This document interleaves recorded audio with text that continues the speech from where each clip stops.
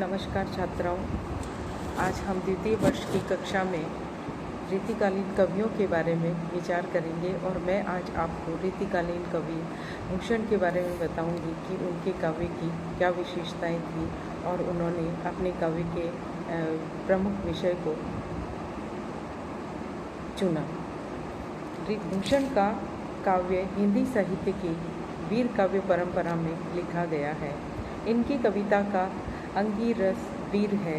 इनकी रचनाएं शिवराज भूषण, शिवा बावनी, छत्रसाल दशक, वीर रस से ओतप्रोत है। यह काव्य अपने युग के आदर्श नायकों के चरित्र को प्रस्तुत करने वाला काव्य है। हम स्पष्ट रूप से कह सकते हैं कि कवि भूषण जो थे उन्होंने अपने काव्य को वीर रस काव्य परंपरा में ही लिखा था।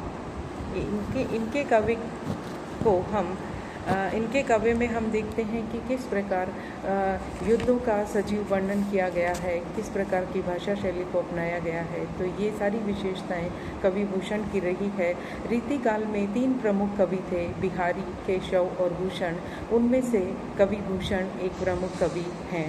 रीतिकाल में जब सब कवि श्रृंगार रस में रचना कर रहे थे, तब कवि भूषण ने अपने आप को सबसे अलग प्रस्तुत किया और उन्होंने अपने काव्य में वीर रस का वर्णन किया। भूषण छत्रसाल, शिवाजी या शिवा बावनी में इन्होंने छत्रसाल का और शिवाजी इन दोनों राजाओं का वर्णन किया और ये सच्चे प्रशंसक थे इन दोनों राजाओं के, और उन्होंने स्वयं स्वीकार किया है और उन्होंने अपने काव्य में लिखा है, और राव राजा एक मन में न ल्याऊं अब, साहू को सराहो के सराहो छत्रसाल को, कि मैं इन 2 राजाओं के अतिरिक्त किसी अन्य राजा का वर्णन करना ही नहीं चाहता, मैं इन दोनों की वीरता का वर्णन करना चाहता हूँ। भूषण में रीतिकालीन प्रवृत्ति के अनुसार अलंकारों का विवेचन किया है। शिवा बावनी में शिवाजी के तथा छत्रसाल दशक में छत्रसाल के वीरतापूर्ण कार्यों का वर्णन किया है। इस युग में चूँकि जनता पर बहुत अत्याचार होते थे, तो कवि भूषण ने इस युग में निरीह हिंदू जनता जो अत्याचारों से पीड़ित थी, उन अत्याचारों के विरुद्ध उन्होंने आवाज़ उठाई और निराश हिंदू जन समुदाय को आशा का संबल प्रदान कर उन्हें संघर्ष के लिए उत्साहित किया। अर्थात अपने काव्य के माध्यम से उन्होंने निराश जनता के हृदय में उत्साह को जन्म दिया और उन्हें संघर्ष करने के लिए प्रेरित किया। इसी प्रकार हम देखते हैं कि इनके काव्यों में काव्यगत जो विशेषताएं थी वो किस प्रकार की थी। पहली इनकी विशेषता हम कह सकते हैं कि इनके काव्य में हमें युद्धों का सजीव वर्णन दिखाई देता है। भूषण का युद्ध वर्णन सजीव और स्वाभाविक है, हमें कहीं पर भी उसमें अस्वाभाविकता नज़र नहीं आती है। युद्ध के उत्साह से युक्त सेनाओं का वर्णन, रणभूमि में युद्ध के बाजों का घनघोर वर्णन, गर्जन, रणभूमि में हथियारों का घात प्रतिघात, शूरवीरों का पराक्रम और कायरों की भयपूर्ण स्थिति वाले दृश्यों का इन्होंने अत्यंत ही प्रभावशाली ढंग से वर्णन किया है। शिवाजी की सेना का रण के लिए प्रस्थान करते समय का चित्र प्रस्तुत करते हुए कवि भूषण कहते हैं, साजी चतुरंग वीर रंग में तुरंग चढ़ी, सरजा शिवाजी जंग जीतन चलत है। अर्थात कि चतुरंगिनी सेना को सज्जित करके जो शिवाजी हैं वो शत्रु पर विजय प्राप्त करने के लिए प्रस्थान करते हैं, और उनके प्रस्थान करते समय इस संपूर्ण धरा की क्या स्थिति हो जाती है उसका भी वर्णन करते हुए कहते हैं कि ऐसा प्रतीत होता है मानो धरा पर चारों ओर पारावार जो हालत है, कि चारों ओर मानो सेना का पारावार दिखाई दे रहा हो। इसी प्रकार हम देखते हैं कि युद्धों के सजीव वर्णन के साथ साथ में हम देखते हैं कि कवि भूषण ने अपनी भाषा को भी प्रभावशाली ढंग से प्रस्तुत किया है, और हम देखते हैं कि इनके काव्य की जो भाषा है वो प्रमुखतः ब्रज भाषा है। भूषण ने अपने काव्य की रचना ब्रज भाषा में की है। वे सर्वप्रथम कवि हैं जिन्होंने ब्रज भाषा को वीर रस की कविता के लिए अपनाया। वीर रस के अनुकूल इनकी ब्रज भाषा में सर्वत्र ही आज के दर्शन होते हैं।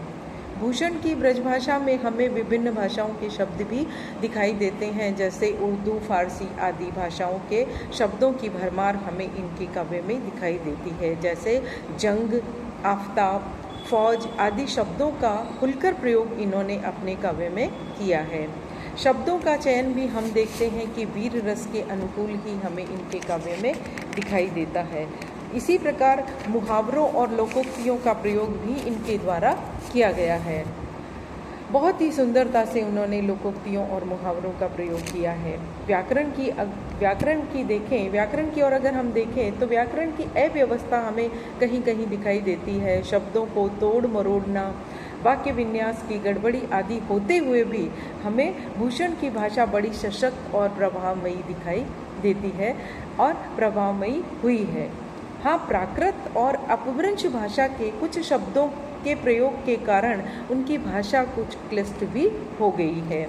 इसी प्रकार भाषा के साथ साथ हम भूषण की शैली की अगर नज़र डालें तो हम देखते हैं कि भूषण की जो काव्य शैली थी वो अपने विषय के अनुकूल है।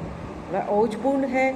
वीर रस की पूर्ण व्यंजना के लिए सर्वथा उपयुक्त दिखाई देती है।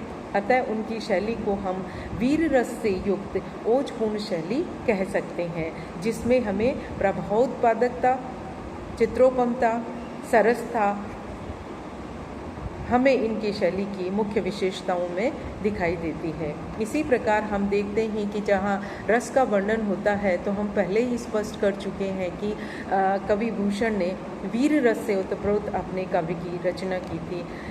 कवि भूषण की जो कविता है वो वीर रस के वर्णन में हिंदी साहित्य में अद्वितीय कविता कही जा सकती है।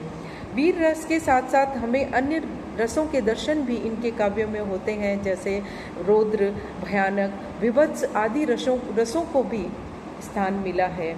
भूषण ने यद्यपि इसके अतिरिक्त श्रृंगार रस की भी कुछ कविताएं लिखी है, किंतु श्रृंगार रस के वर्णन में भी उनकी वीर रस की एवं रुचि या उसके ऊपर हमें स्पष्ट प्रभाव दिखाई देता है कि वीर रस के साथ साथ अन्य रसों पर भी उनका अपना प्रभुत्व था।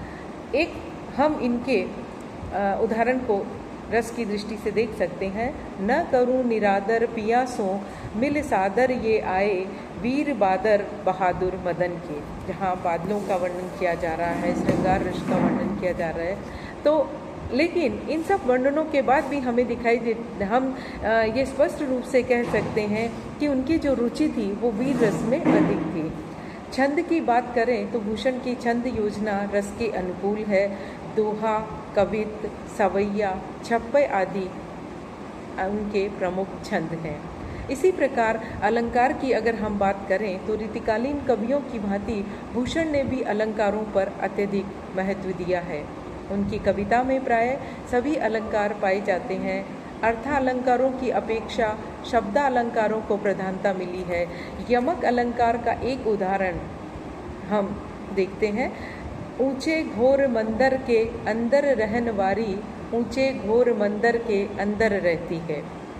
उन रानियों का वर्णन किया गया है जो किसी समय विशाल भवनों में रहा करती थी और एक अवसर ऐसा भी आया कि उन्हें गुफाओं में भी रहकर अपना जीवन व्यतीत करना पड़ा था।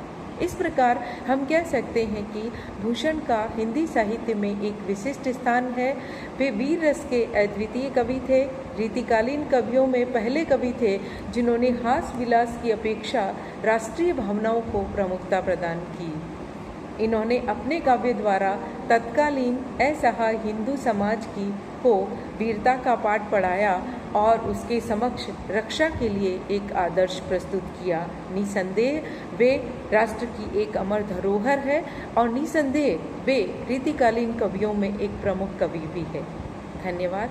आज के लिए बस इतना ही।